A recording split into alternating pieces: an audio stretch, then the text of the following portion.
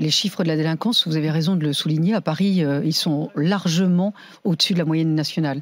Il y a une explosion de la délinquance à Paris. Souvenez-vous, parce que j'étais venue sur votre plateau avant même d'avoir l'investiture, où j'avais invoqué effectivement et dit qu'à Paris, il était important d'avoir une police nationale recentrée sur ses missions, en raison notamment des nouveaux risques, et notamment terroristes, d'avoir une police municipale armée pour pouvoir lutter contre la délinquance du quotidien. Et on me l'avait dénié à l'époque en disant que finalement, c'était pas si nécessaire que ça. Et j'avais même dit, j'étais allé un peu plus loin en disant de mettre de la sécurité privée pour la surveillance de bâtiments publics ou de sites sensibles. Il n'y a pas de police municipale armée à l'époque, dans la capitale.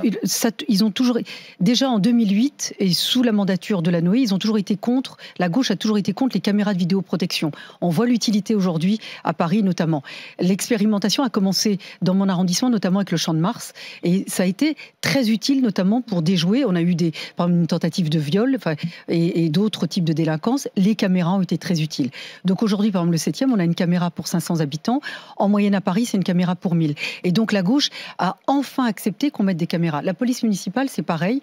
Ils ont toujours été contre une police municipale, tout court. Maintenant, ils sont pour. Alors maintenant, ils sont pour. Et ils disent... Alors maintenant, elle dit pas armée, mais elle va finir par y venir si effectivement elle voit que les Parisiens sont... c'est en fonction du vent. Pourquoi il faut armer la police municipale? Parce que d'abord, vous ne pouvez pas avoir une police qui soit dissuasive ou répressive sans qu'elle soit armée. C'est un leurre de croire le contraire. Et donc, il faut aussi qu'on prenne nos responsabilités sur la délinquance du quotidien et la nature de la délinquance qui explose à Paris. Il faut une police municipale armée. Parce que c'est pas de l'incivilité, ce sont des infractions. Et des infractions graves, des délits graves qui sont commis à Paris. Des vols à la tire, des agressions, des violences en réunion, des violences sur les personnes, des cambriolages. On va pas tirer sur la personne, quand même. Non, mais vous êtes... Quand vous avez des gens armés en face de vous, il vaut mieux que vous soyez aussi armés. Et moi, je veux vous dire, et je parle en face de 2 avocats, vous savez très bien que pour une certaine forme de délinquance, vous avez beaucoup de réseaux criminels à Paris, c'est une réalité.